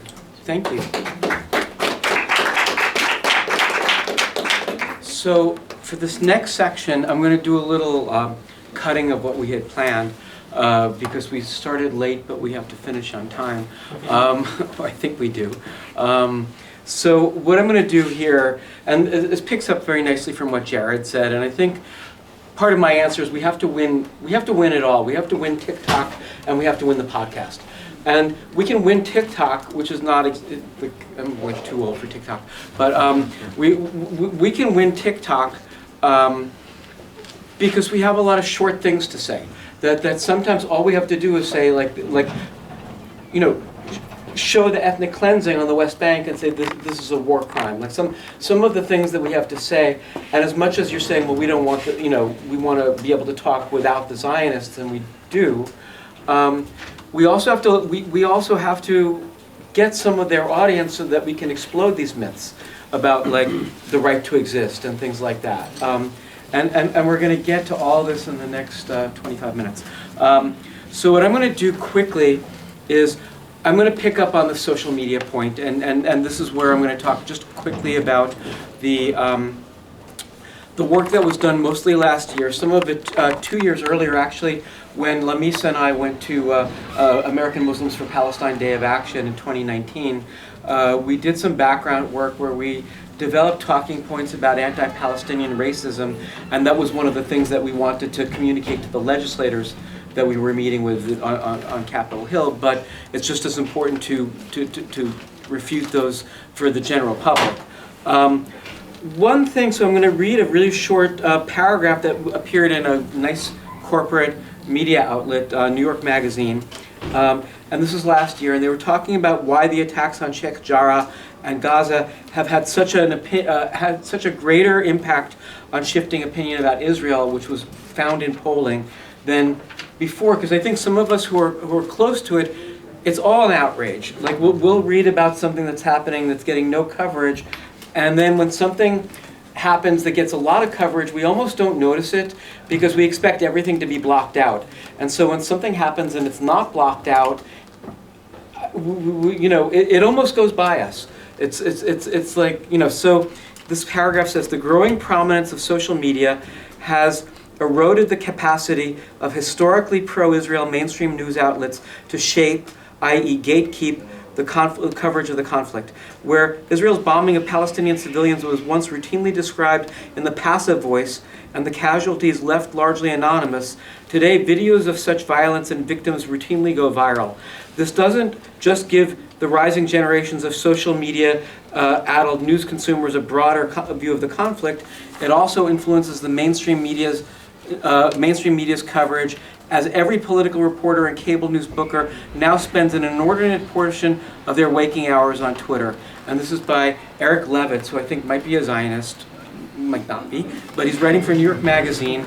And it's a little bit of a validation that the work we've been doing has had more impact than we might sometimes like to think, because I think we're all sort of somewhat locked into a mindset of constant blackout and constant struggle. I want to just take another 2 minutes to talk about what was in the in these best practices, specifically on bypassing narratives. And we cover topics, and I'll find ways to share this document, but communicating toward a goal. We often use social media expressively, but using information in a way that's actually going to have an impact and change things requires being resourceful for these breakthroughs. We need to know principles of shareability. Will people watch, comment, and share? And that goes to whether it's a long-form podcast or whether it's a TikTok. Is it compelling? Is it smart, funny, interesting? Is it timely? Is it a trending hashtag, which we talked about before? Is everyone talking about this? Ride on the conversation. And is there unique, clear video, ideally with captions, because people view with sound off. And then we have to avoid barriers to sharing. Tagging is very effective. But if somebody like a bad writer or a bad politician is tagged in your tweet, others may think twice before sharing or liking, since the person who's been tagged gets a notification. Images of extreme human destruction can be hard for some people to share. I mean, that's just a reality. Intemperate language. So we're all very, very angry, and I never will be the person to say that any Palestinian should moderate their anger or compromise, but there may be times to do that, and there may be times to be a little bit restrained just in the interest of shareability. But it gets back to, I think, what Raja was talking about, which is where we compromise our narratives. But in this case, we're not compromising our narratives to accommodate Zionism, but we are compromising our narratives to deal with people who aren't where we are yet. And I think that's a little bit different. Amplification groups we've talked about before. Actually, I talked about it in the other panel I was on. That's going beyond just having a following on Twitter or Facebook. That's actually bringing your followers, your best followers, the ones that engage with your content, into like a DM group on Twitter, where you can ask them to share content that needs to get out that isn't getting out enough. I'm not going to go through all of these. Provide context. If you're sharing an old news story or a video from years ago, say that in your post and why it's relevant now. Sources matter. I think this means just riding on the mainstream media, rewarding them in a way, as much as we hate the mainstream media, when they do cover something good, sharing their tweet that says something that we need, so that they understand that when they post accurate information about Palestine, it gets shared and it expands their reach. Sorry? Say that? Yeah, I think. Well, I'm watching the clock here. We should discuss all of this if we can. Sorry, or you want to say something about that now? Go ahead, cut it. No, please, yeah. No, go ahead, go ahead. I mean, I just think, yeah, there's so much, like, in this room, I'm just, yeah, excited to hear from folks, you know, what your experiences are, and, you know, have you used some of these? Are these useful? Like, what do you want to hear more of? And, like, conversate, because I think, yeah, we have a lot to We have a say. lot to cover in 15 minutes, and we also have to cover rebutting talking points. So that's why I'm just moving a little fast, and then we'll pause for questions. And I'll leave actually the rest of this out so we can get into rebutting, because I think that's going to be very important. So Sara already spoke a little bit about like the misuse of. She was going to be in the section, but because of her conflict, she's not. But she spoke a little bit about this before. Let's actually, Raja, I have you down in this section. If you would talk a little bit, I'm going to hand you this page, and you may not want to talk about all the things, but this is a list, a checklist of recurring narratives needing to be rebutted. And so since you're next in this, and I'm trying to get us into time for a little bit of discussion, why don't you talk to some of the things that are on this list, or any others that are not on this list that are in your head? Sure, yeah. Those are very good questions and tough. And people who know me, I love taking tough stuff because it's usually, you know, the things that unfortunately some college students are always cornered with. So number one is, what about Hamas rockets? And that's a question we hear all the time when I was in college. Oh, what about suicide bombing? What about all of this and all of that? So it's very simple from my perspective, is that, let's go back to the root cause. The root cause, there's a settler colonial project, and Israel is an occupying entity, and according to so-called international laws, but again, international law was created to protect Western powers, but still, international law and Geneva Conventions make it very explicit that people who live under occupation have every right to be involved in armed resistance to defend their land. End of conversation. Now, the question is, oh, but Hamas rockets are, you know, they can kill children and this and that. And the answer would be very simple. Just like America gives you pinpoint weapons to Israel to defend it, to so-called defend itself, why can't the U.S. give Hamas rockets that pinpoint only military outposts, so that way they don't kill civilians? The problem is, those are natives of the land who are so-called creative in finding weapons to defend themselves. If you have a problem with how they're creating these weapons, number one, help them create better weapons. Number two, maybe ask the occupiers to just leave the land, so that way nobody, you know, gets killed and nobody gets, you know, harassed. The majority of Israeli so-called citizens are settler colonials who came from Europe. Just go back to Europe and nobody will be killed. Number two, does Israel have a right to exist? Israel, as a settler colonial project, has no right to exist on the Palestinian land. This land belongs to the natives and the indigenous people of that region, and that area belongs to them. Now, does that mean that Jews have no right to exist? Does that mean Jews have no right to have a safe haven? Absolutely not. Jews have been through prosecution in the West, and ironically, the reason why Jews are looking, and of course I'm talking about Jews as the Jewish population, not Zionism, who, you know, is using Jewish history to legitimize Zionist propaganda and the Jewish Zionist project. But Jews throughout history have been mostly prosecuted by Europeans, not by Muslims, not by Christians in the region. The majority of their prosecution happened in Europe, and the reason why they were looking for a Jewish homeland is to run away from Europe. But Europe now is funding that project. So yes, we support every Palestinian, and historically speaking, Tunisians, Moroccans, and even Palestinians and Yemenis and Syrians had Jews living with them for hundreds of years. I have no problem with that. And we want to protect them against Jewish European imperialism, but should not be on the coast of the indigenous people of Palestine. By protecting the international Jews should not be used as an excuse to commit genocide against the natives of the people. So Israel as a Zionist project have no right to exist because it's a racist project that was built on supremacist and racist ideology, which is Zionism, stemmed and powered by European colonial propaganda and colonial movement in the 1800s, where it's mostly about the concept of civilizing missions and the concept of colonialism overall. That's what Zionism was created about. So the distinction is very important, because we have a problem with the political entity, but have no problem with Jews who deserve dignity just like everybody else, especially with the prosecution they went through. What about the Holocaust? The Holocaust, again, it's a European problem.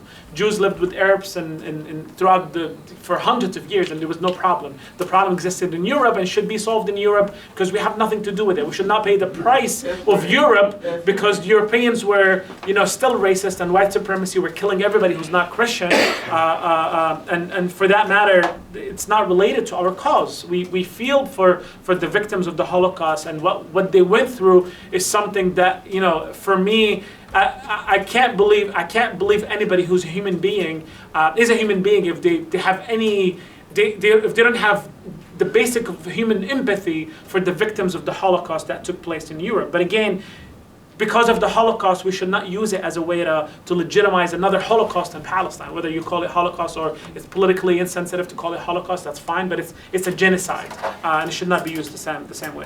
Israel is progressive, so specifically about socialist roots, and it's good for LGBTQ. This is a very important question. I'm going to do my best to be as brief as possible. The sexual identity discourse that takes place in the West is not the same as the sexual discourse that's taking place in the global South. By us trying to impose a Western view of sexual identities of people in global South, we are becoming imperialist, even if we think we have a leftist politics. I'm going to be very straightforward here. Now, this doesn't mean that, people should be like going around and be anti-gay or LGBTQ just to prove that they're not from the West. That's not what I'm saying. I'm saying the concept of sexual identity is different in the West than it is overseas. There's gays in Palestine, but they don't go around and say, I'm LGBTQ community. There is no such thing as LGBT community in Palestine. There's gays, of course, it's in every civilization, but it's just a different representation of how they present themselves and how they talk about themselves. And I really recommend people reading Joseph Mas'ad's Desire in Arabs. It's an amazing book that puts the different perspectives of how LGBTQ identities in the West are different than people in overseas. As a matter of fact, by you imposing the Western view on it, you're harming gays in Palestine and other people overseas. So the concept of Israel using that as a tool, unfortunately, it's normal. And I mean, people in the left, and I know I'm really interested at one point in something called the population counterinsurgency, which is what you talked about before. The concept of trying to use egalitarian language to legitimize capitalism and imperialism. Back in the day, you used to use white supremacist and racist propaganda to for the concept of civilizing mission. Oh, these people are barbaric, so I'm going there to occupy their land and colonize their land to bring civilization to them. They can't do that anymore, right? The world has so-called progressed. However, another language would be which is what Obama and others have been doing, and other American presidents overall, is the concept of using egalitarian struggles to legitimize imperialism.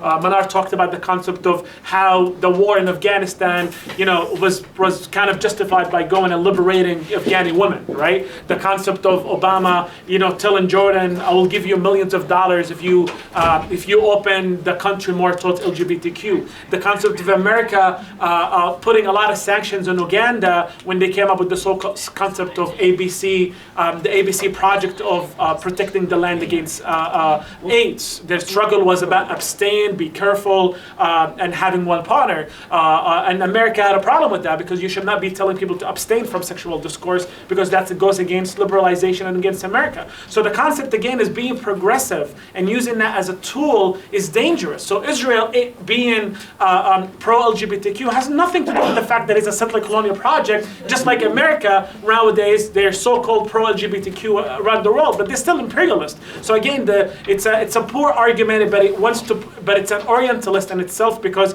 it wants to throw a picture that people in the global South are barbaric, they're backward, they're not pro-LGBTQ, so that's why they deserve what they get, and Israel is our partner because they celebrate LGBTQ. Finally, I'm going too fast. The anti-Palestinian racism, as I kind of talked about it, which is the concept of Orientalism. Just because Palestinians have a different social political understanding of the world, a different worldview, doesn't make them barbaric, doesn't make them deserving of being racist. As a matter of fact, that starts with the concept of anti-racism by saying, no, just because you're West and you see the world in a different perspective, it doesn't mean that other people who claim to be close to you, which is the Zionist propaganda, we should take their side.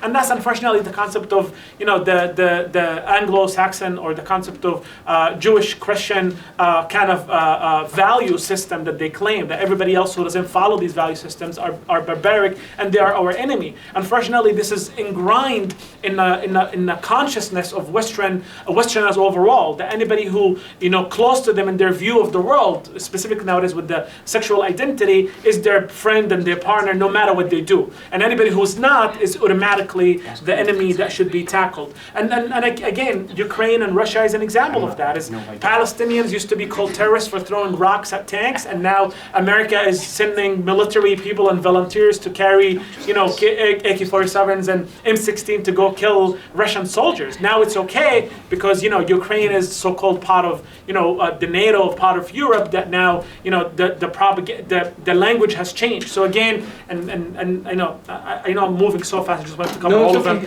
But technically, again, being rooted into who we are and being rooted that, we don't have to abide by Eurocentric lens of social, political, and even sociological, social terms, that we have to accept them in order to defend Palestine. I really have an issue when Palestinians say, oh, Palestinians are pro-LGBTQ too, so that should not be used as an argument to Palestine. No, factually speaking, Palestinians are not friendly to LGBTQ like Israel. And it's a reality, we have to accept it. And does it make Palestinians bad and does it make Israeli wrong? I know a lot of people are like, what are you saying? I'm being real with you. That's the reality. The reality is there's a different dynamic, there's a different reality, and the different people of the world see things differently, and we cannot use this language to defend Palestine because it's a lie, and Zionists can use it clearly, can tell you, you're lying, because that's not the reality in Palestine. The truth can be, look,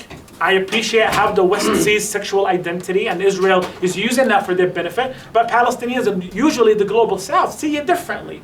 And yes, just because I don't necessarily, that even if Palestinians don't see it that way, doesn't mean that they don't deserve the dignity that they should have, and they should come up with the idea and push back against the Eurocentricity and even looking at the world. So again, it goes back to the concept of unpacking, and the concept of decolonization is, as you were mentioning about it before, is not just to, unfortunately, when we accept colonial and capitalist and imperialist propaganda talking points and we just want to defend against them, a lot of times we fall victims by exposing our weak arguments. But if we push back and say, you know what, your perspective makes no sense because we don't have the same common ground. My perspective and my point of reference is decolonization. Decolonization starts by destroying the Eurocentricity perspective of the world. Once we have that common ground, we can have a fruitful conversation. But if you want to push me to defend Palestine from a Eurocentric perspective, I'm going to lose 90% of the time.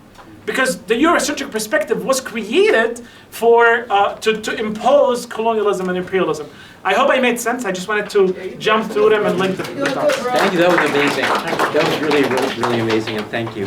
And let me just ask Tova, do we know anything about the timing? Because we start with the previous panel made us start late.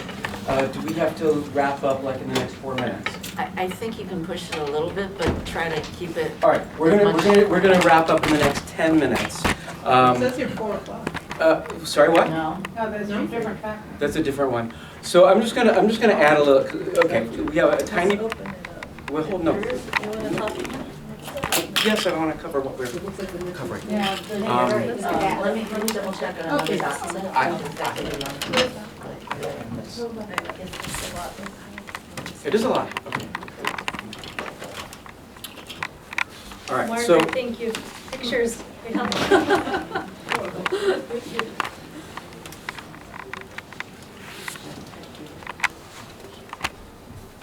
Does anyone have anything to share? I just would love to hear from you all. Please. Yeah, I think we have Lassie back there.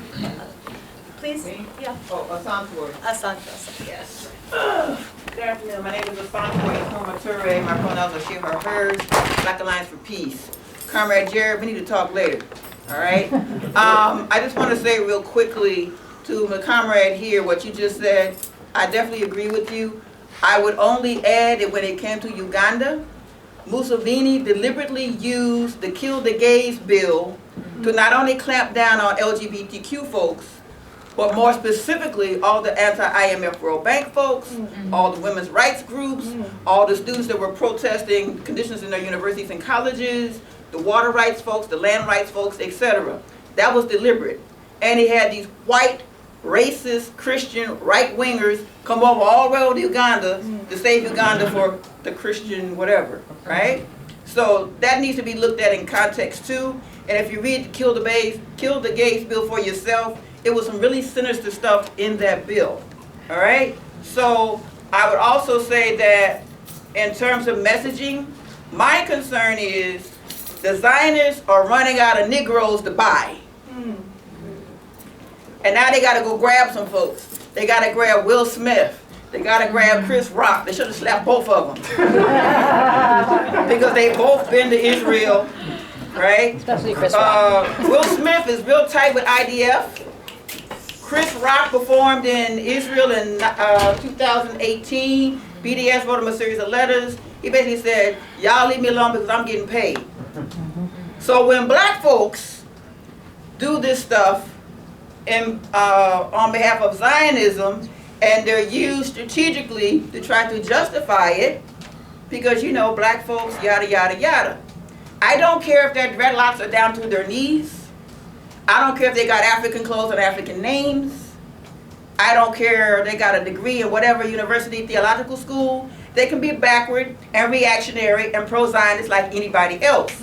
My concern here is, though, how do we get the tools and the necessary analysis to make sure we don't fall prey to that as well? Because I'm personally of the position, I vet everybody. Everybody gets vetted. Karina, vet me next time. All right? I would vet my own mama when it comes to Palestine. Because there's a lot of confusion out here, and people are getting all kind of whatever to do certain things. And it's not always about money, it's about a certain kind of prestige, about increasing your platform, etc. So that's my concern, and I really think in doing this work, that needs to be looked at very, very carefully. thank you. Thank you for that. Yeah, bet your mama and their daddy. I have a, Hi, I'm Margaret Kimberly from Black Agenda Report. Ben, I wanted to, Ben Becker, you said that YouTube actually told you what was acceptable to say about Ukraine and what might get you deplatformed. Is there any other issue that they're that explicit about? Was this a new thing? For us, yes, I thought everybody got it. It was like, dear YouTube content creator, so it wasn't personally addressed to us. Okay, was everybody? So I don't know, maybe it wasn't though, but I hadn't seen a type of intervention quite like that before. It was, to me, it was a qualitatively new intervention. And it wasn't exactly censorship. They were like, I think it was for demonetization was the way they did it. But you know, the whole thing about so much stuff is because they're privately owned companies. The algorithm, you have no idea what's at play. You have no idea what's automated, what's a person. In a way, what's more dangerous is not to be taken down entirely, is just for your video not to be shown to your followers. Because then you have no grounds to fight it, and they're not seeing your content. So, I mean, this is why we also have to be campaigning for these to become public utilities, for the algorithms to be made public, for these to be basically belong to the people. Because, how do you do that? well, I think this is why, as a socialist, you have to raise, I think, a socialist critique that these are, that just like all the other infrastructure, we have public utilities. There's a long history of that in America. So why isn't YouTube at this stage? Hours and hours, and why isn't the algorithm made public to be debated, to be understood, to be scrutinized? So, I think there's a larger political critique we have to Right, and raise. without having that real goal in mind, like we're always going to be spinning our reels trying to Precisely. whack the mole and get whacked and be whacking. So I think really at the end of the day we need to figure out how to own all of this and connect it, through these networks. Can I just add something to answer that question too? The Ministry of Truth was also just announced, which is going to be overseeing. It's gonna be- Misinformation Yeah, panel or so it's called the whatever. Ministry of Truth. Whenever they say they're The federal fighting, government? yeah, the government. Hold on, everybody. It's going to be run by the Department of Homeland Security. Okay, and so this is a blatant crackdown on First Amendment rights and freedom of speech and freedom of expression online. And basically, we're going to be seeing this Ministry of so-called Truth. It's being fought under the guise of fighting Russian disinformation, but we all know that that's just a guise to targeting any sort of dissent and anti-war activism online. And in addition to this, all of the social media tech giants have released statements that they're going to be targeting accounts that that they believe are spreading any sort of disinformation about the war in Ukraine. And so we have to remember that during the war in Syria, we saw a similar kind of crackdown on dissent, with smear campaigns being written by, corporate media outlets like the Daily Beast, by BuzzFeed, and of course these are all very pro-Israel groups. And when it comes to war, Israel's always supporting every single war conflict. So this isn't just about like U.S. wars, but the entire permanent war state. Wikipedia as well, activists on Wikipedia that are very pro-Israel, that work for public relations firms and special interest groups that are funded by NATO and Israel directly. They have targeted the pages of, MidPress included, and a lot of anti-war outlets to paint them, like they just basically paint this caricature of them as being, anti-Jewish, spreading conspiracy theories, spreading Russian disinformation, pro-Assad, if you're opposed to U.S. intervention in Syria, or pro-Hamas. And so that's how it all begins, and then eventually those kind of caricatures eventually lead to some sort of taking down of those websites on social media platforms. So just some things to consider when I say the walls are caving in.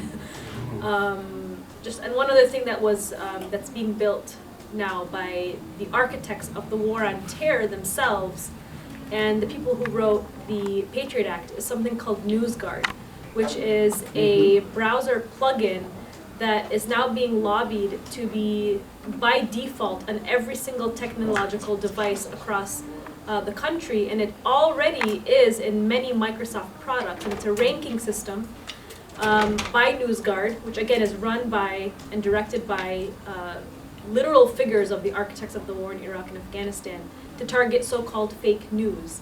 They've already ranked MidPress, they gave us a red X, while giving Voice of America, which is funded directly by the Board of Broadcasting Governors, which is funded by U.S. taxpayer money. And what the Board of Broadcasting Governors is it's basically a legal arm of propaganda by the U.S. government. RT, for example, automatic red X. Most independent media outlets have already received red X's, while Voice of America, BBC, even Al Jazeera, they all got those green check marks for being considered transparent. And why this is something to be concerned about is that if they are successful, and this does make it to every single technological device in the West, and eventually they're trying to make this a global thing, they are, that's a way to make any sort of alternative narrative to any conflict or issue that the establishment wants to have control over, it will make them completely disappear. You'll still have your website, but your ranking will be much lower in terms of search results. And then eventually they can lobby social media websites or to deplatform and remove the next. And so this is 1984. so basically it's very dystopian, and I don't want to be like the person who's like, oh my god, it's like what's going to happen to all of us, but it really is something to think about. And that's why I truly, truly believe is that we actually have to get off of social media to rebuild the movement on the ground. I mean, we can't stress that enough, is that we have to have a movement on the ground to break up these social media platforms. And the reason they're cracking down is because they are losing the information war. We are living in an informational no-fly zone where we can't even have these conversations. And so if we can control our narrative, at least on the ground, we can take back our own control. This board, the Ministry of Truth, yeah. the official name of it is the Disinformation Governance Board. Yeah. And unfortunately, the only people pushing back against it really publicly are Republicans, which is not, you know, they're calling it Orwellian. We're calling it Orwellian. It's Well, the Democratic Party has turned into the new Republican Party. That's right. That's right. You have I loved Roger's Rapid Rebuttals, that podcast. That was really good. What's your quick rebuttal to the line of the day, which is, what is it? Anti-Zionism is anti-Semitism. Well, that's very simple. I mean, we talked about this many times before. I mean, Zionists in Palestine call themselves Jews. Palestinians in Palestine, the only experience they have with Jews is through the lens of occupation. So when they say Yahud or Jews, they're not referring to the international Jewry. They're only referring to their occupier, their colonizer, which refer to themselves as Jews. So if another, even Hamas leader who died, Ahmed Yassin, he was saying, if even my own brother, he's a Muslim, if he occupies my home, I will fight him. It doesn't matter his religion. So it's very simple. I mean, the colonizer in this sense just happen to be Jews, or they call themselves Jews, and Palestinians, this is the only experience to them. We have the privilege of me sitting down next to amazing anti-racist, anti-colonial Jews that I can say, it's very easy for me to distinguish. But in Palestine, all they know through Jews is the checkpoint soldiers, the people who killed their children, they put them in prison, and their experience. So from my perspective, it's very simple, but also you can say from an empathetic perspective, like I can't be questioning the colonized to have an epistemology revolution to correct themselves, right? This is like, as you mentioned, like gatekeeping and them stopping from, but at the same time, we in the movement should help our people, tell them, listen, try not to use the word Jew, use the word Zionist. And we've been doing that for many years, but unfortunately, it's used all the time. We have to correct ourselves. This is not an excuse for us to not to correct ourselves, but we have to put it in perspective. And I'm just going to add, because I'm Jewish, that, I think, you know, we talked before, I can't remember who said about, you know, I think it was Sarah actually who left, that, you know, we have to lift up Palestinian voices, and we do. I do think that there's a responsibility for Jews who are in the Palestine solidarity community, like myself. I'll go further. I will shut down anybody who calls me an anti-Semite. For being anti-Zionist. I used to say, so I don't have a Twitter account anymore. I ran into a little problem with the last. I said too many things about the Venezuelan coup, when I did have it, a lot of my followers were people I grew up with who were, you know, Jews or even from the Zionist movement, or I've worked in media, and politics, so I had a lot of mainstream media friends, and so I would make myself a target. You know, you shouldn't do that because you get a lot of abuse. I will stand up. I used to call people Israel firsters. We were then told, oh, that's anti-Semitic to call somebody, because it's dual loyalty is a trope. I used to say, if you can't take the trope, don't crush our hope. That if you are out there, when Ilhan Omar said all about the Benjamins, I was like, look what AIPAC does. Look how much they're spending. We're not allowed to talk about. I went on MSNBC to say this. Like it makes me almost inarticulate to say that we're not supposed to talk about how AIPAC uses money to influence politics and government. So, more questions. Yes. So I have like a million questions, but I don't think I can ask them all right now because of time.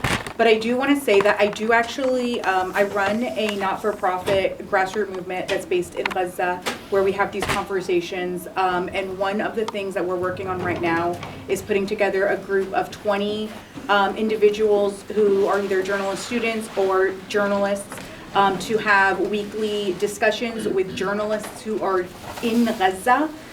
We have 20 journalists in Gaza who are ready, excited to meet with anyone who wants to talk to them about these issues. Obviously, we're going to vet everyone before we allow them into this very safe, sacred space where it is an opportunity for us to have these conversations. I think one of you guys mentioned, which now I'm like losing track of who said what, but someone had mentioned, you know, do we even want to call it apartheid?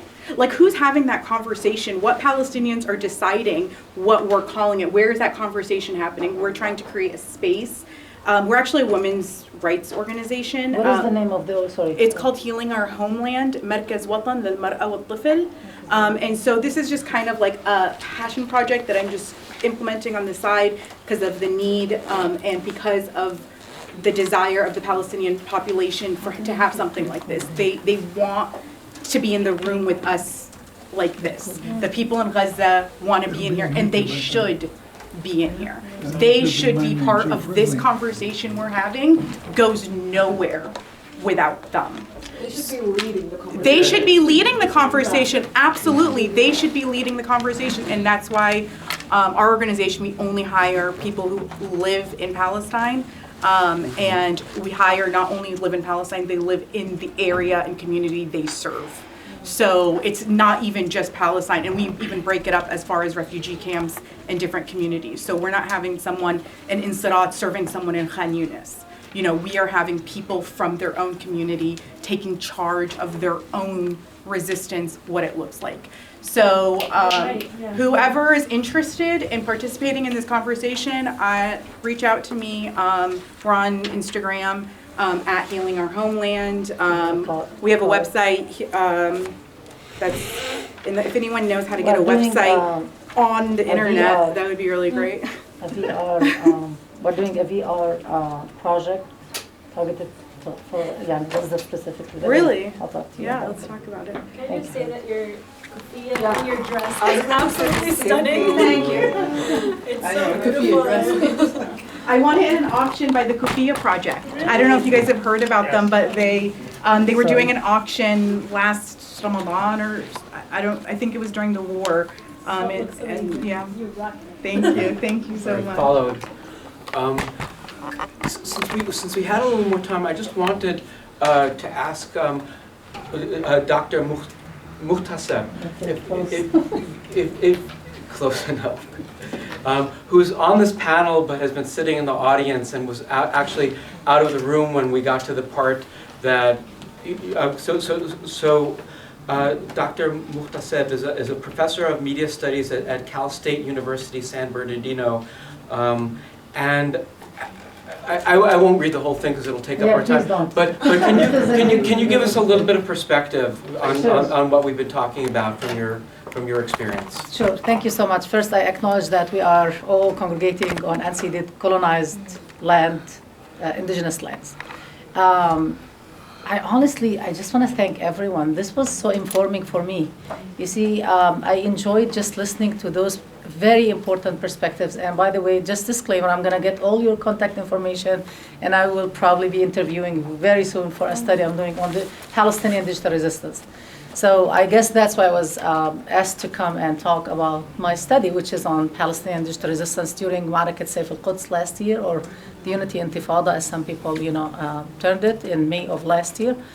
And my observations, I mean, you gave me actually more perspective than I would give you perspective. Maybe there are a few things I could interject, but just to build on people who said that we have to use our own tools, right, of decolonizing knowledge on Palestine, I totally agree. Unfortunately, a lot of times we are trapped to what the colonial terminology is, and we are trapped by those, framings. and it's hard for us to get out of them. And one example, for example, the issue of calling Palestinians Arabs. A lot of people are but we are part. But that's what the imposition of the Zionists to push against, the existence of Palestinians. So as a reaction, we always react, unfortunately. So I totally agree with that, and I could give examples, more examples about this. But from last year, I think a major issue is. Well, how can I say it?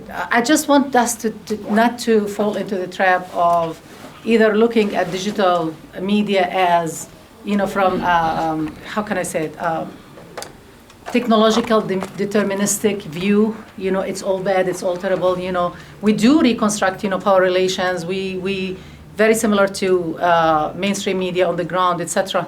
But at the same time, you have also, of course, the utopian, digital space, people who think it's a great thing. And I think it's just a little bit more complicated than people think. It's a very fast-paced, evolving type of media landscape. And I think the first step is to understand the ins and outs of that media landscape. It seems that we have some amazing knowledge of the workings of digital media. It's not static, it's very dynamic, it changes. Those, if we are talking about the algorithmic violence, for example, that changes, that's not static. What I learned from my study last year is that Palestinian activists pushed back, and it was ebb and flow kind of, battle. It was on the ground and it was in cyberspace, and of course the Israelis. And I'm gonna talk about this at 5, so I could talk a little bit more. I'm rushing now. But the Israelis, of course, Gantz went and met with the executives of Facebook and Instagram, of course, even TikTok, even a very, very new platform, the audio platform, which is Clubhouse. Oh, yeah. So they don't leave anything. They would push and push. But at the same time, Palestinian activists forged a lot of success. And I could talk about the strategy a little bit more. But one thing that came up, which I think is central to emphasize, is the collective nature of work. And Palestinian activists managed to transform, for example, Instagram from a celebrity-centered type of platform, those influencers and their egos, etc., to actually communal work, doing several things, which I could talk about, as I said, in more details. But that collective work was very important. They did what we call crowdsourcing, digital crowdsourcing online. And the digital crowdsourcing took the shape of doing, for example, live Instagram in 3 or 4 people and joining with, collecting all their followers and defeating, as I said, how Instagram actually shaped itself and centered itself in terms of, how it's a unique platform among all other platforms. And they just shifted it in a very creative way. I call it like creative resistance online, or creative digital resistance. And I think that's important. So all of us here have to amplify each other's voices. Yes. It doesn't happen by one platform at a time. All of the work is amazing, is wonderful, but you all have to amplify. Like sometimes I go, I wouldn't consider myself activist. I mean, I'm an activist scholar, but I'm not that active on social media except for studying it more than. But when I go even like randomly, if I see something that I have seen 7 times, the same video, I still, share and I'm trying to amplify, and I think everyone could do those simple tricks. But anyway, it's a more complicated discussion, but I just wanted to amplify the collective work. And you're on the plenary at 5? Yes. Okay, so we have more chance to hear. I know, I'm rushing. No, it's so hard to do. No, but hopefully you won't be as rushed when we get hopefully. Such a big topic. Sorry, go ahead. Can I make a comment about this? About working together? I was just talking to Margaret Kimberly about this. There has been such extreme polarization online, and I think it's really dangerous when we as independent media outlets get pulled into that. Sometimes, we should be working more together. But what I've seen, especially in the last 5-6 years, is that maybe an outlet disagrees with one issue or one topic that this one other outlet took, and so therefore they block them, they don't talk to them, they won't align with them. And that just creates more division. And we have to be able to have these open dialogues and discussion and agree to disagree, because there's a bigger problem happening, which is a class war. There's a bigger problem happening, which is endless war. And so we need to unite on a broader front of non-partisanship. And most of us here are leftist socialists. But I think it's really important to keep the gates, like the doors open to other people, to make it inviting, to get more people on our side. Like I said, I have been very successful in going into communities who are very closed-minded, very right-wing, white supremacist, and I was able to bring them on my side through listening and having them listen to me. Even though I disagreed with them, even though they probably had a lot of hate and vitriol towards me as a Muslim woman, as a Palestinian, but through my kindness and through my openness to listen to them, we were able to connect. And I think that's so important, and I feel like that's something that we are failing at on the left sometimes. We say, we won't talk to these people because they have this one perspective, or maybe they have this competition who is more radical than the other. I think that too. But I think we can actually unite with people who we disagree with by keeping that open mind and that perspective. Can I give you a quick, this is from actually my experience doing my film, and I know we have to wrap up. But from my film, the best success we had, my film is actually being played now, which is 1948 Creation and Catastrophe.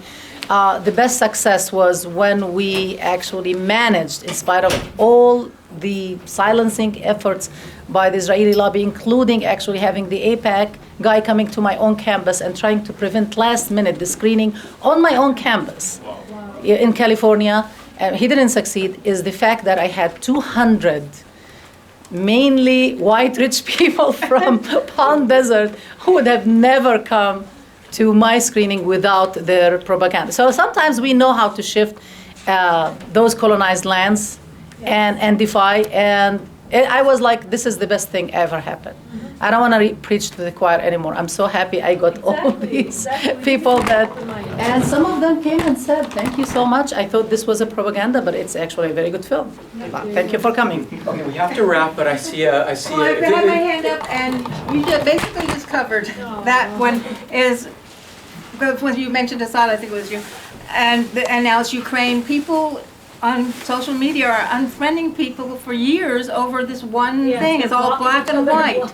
And I say, well, why are we doing this? Let's agree to disagree and still have Palestine as a focus and just, whatever. So thank you for covering, because that's why I kept raising my hand.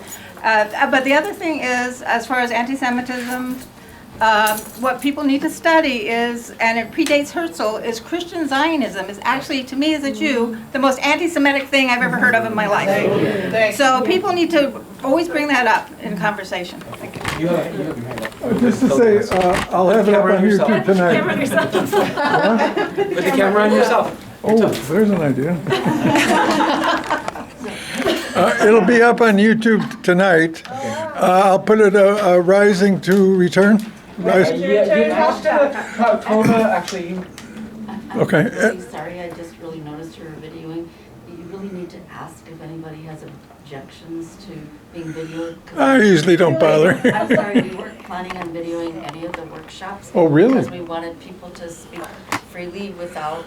Okay. All right, any objections? So seriously, now that it's happened, if anybody objects, let's just ask, does anybody object? Does anybody object to this? I think it's a resource. No, but yeah. Sorry? I said, we're about finished here. Yeah. Exactly. No, but we were as far as putting it up. Okay, let's finish your question. So I'm sorry. Yeah, so go ahead. The only other thing is my name. Yes? Joe Friendly. Joe Friendly. So you can find me on YouTube.